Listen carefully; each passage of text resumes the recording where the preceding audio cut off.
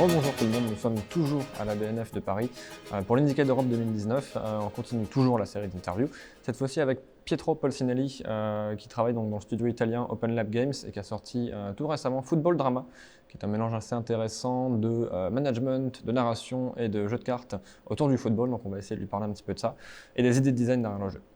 So hello Pietro, thanks for your time, thanks for coming. Could you introduce yourself and talk a bit about your background and what you do at Open Lab Games? Well, I'm a game developer, writer and coder. And so in Open Lab Games I do the game design and the writing and the coding. There are many other things you need to do to create a game, and my partners do that, illustration and animations and so on. Yeah. So you released, I guess in September, Football Drama, which is kind of a mix between narrative and card game and management around the football.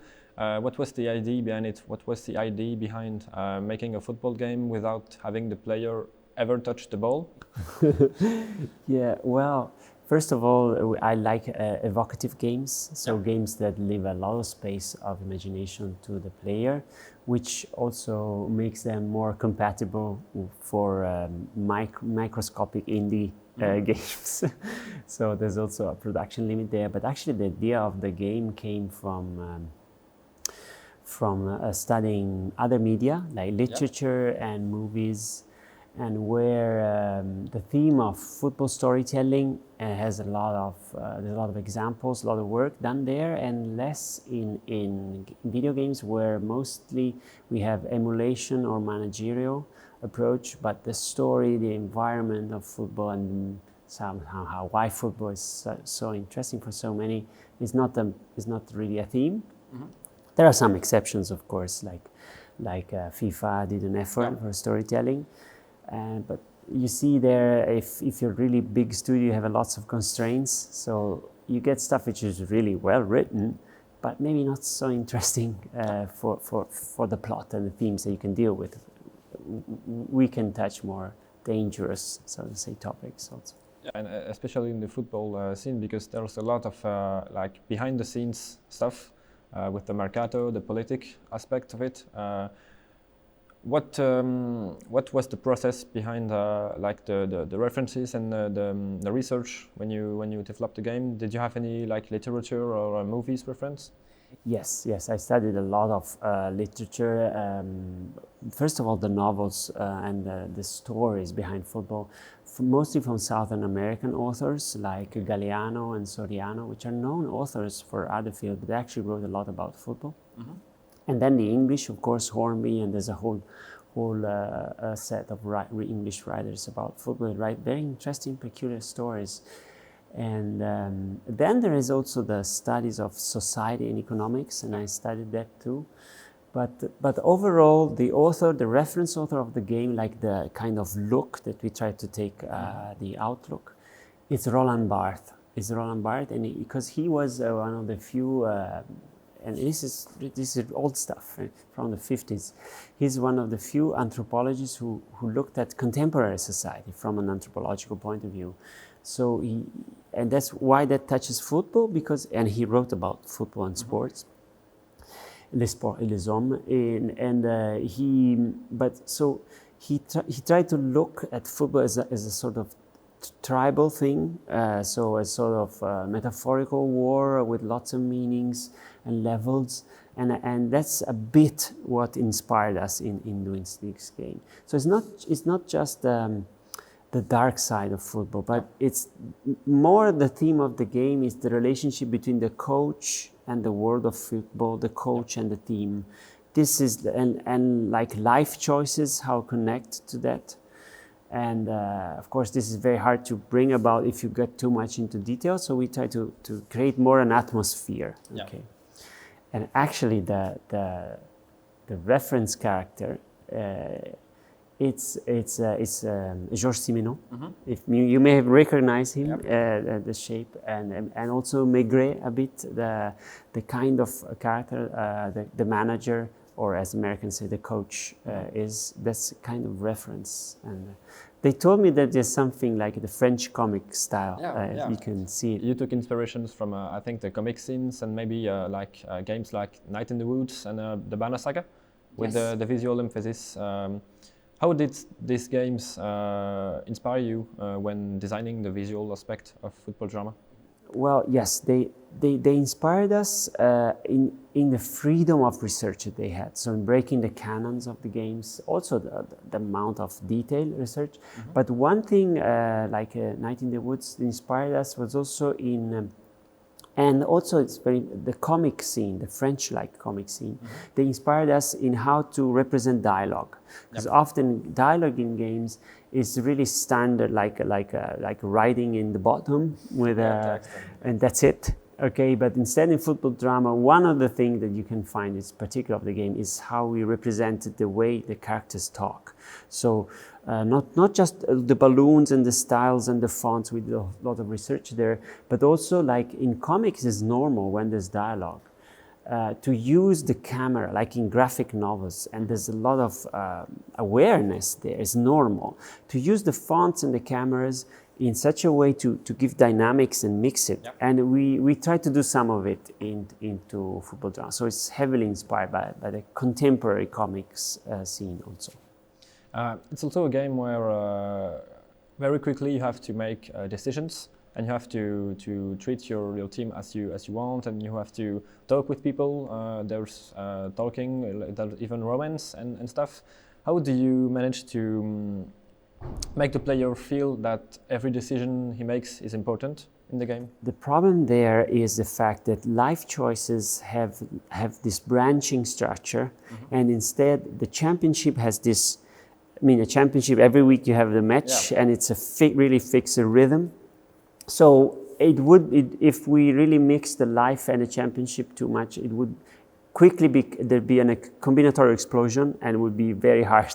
And this is also to represent that anybody who knows a lot about football knows that there are two kinds of managers, football managers, so coaches.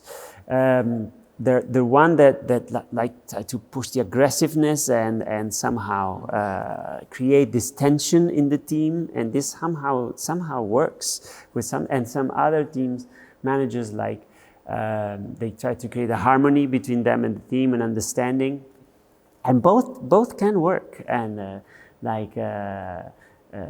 Leicester 2 years ago, they were much in harmony with their manager, but other like Mourinho creates all these games with the players, and this somehow works sometimes.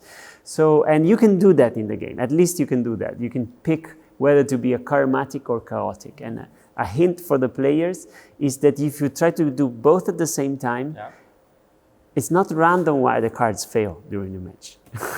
But sometimes it gets out of control where there's a lot of stuff happening outside the matches, and you have sometimes to embrace chaos and live with your decisions. Sorry. Is that something you were looking for from the beginning, the way of the actions and the decisions? No, actually. So it's at a certain point the things got so complex with all these dimensions of the cards, and I said, well, let's go with it, because I worked for a long time in games, in applied games, educational games, and I had this problem. And many times you just have to let it go, get a prototype, bring it out, test it with players, and then you can refine things. It's not, when you get lots of dimensions, it's not perfectly planned, like from beginning to end. And also, because when we first showed the game, there were many wrong things that we hadn't seen, we hadn't planned, we kept it too mysterious, like cards didn't show exactly what the dimensions were, so the people were confused, or you didn't have the round control during the match, which you can push to see the details. And so you have to balance mystery and being explicit. Of course, this is a mostly evocative game, so we don't want to tell you too much. So some players think it's random, but it's actually there's very little random in this game. These days, there's a lot of discussion about games being political and engaged. Do you feel like football drama is an engaged game regarding football? Well, yes, it is. It is. It's not exactly a political game, it's not. but it is an engaged game in the sense that there are many themes, like for corruption and use of substances which are limit, and you can.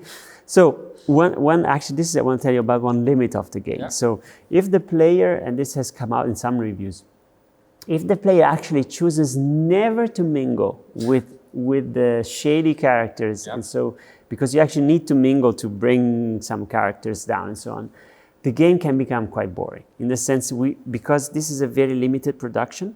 So if you avoid any kind of trouble and any kind of mingling, we don't have an alternative narrative for you. Okay. We just don't. So the game somehow becomes repetitive and so on. So this is also because this was built by two guys with no producer, so we didn't have.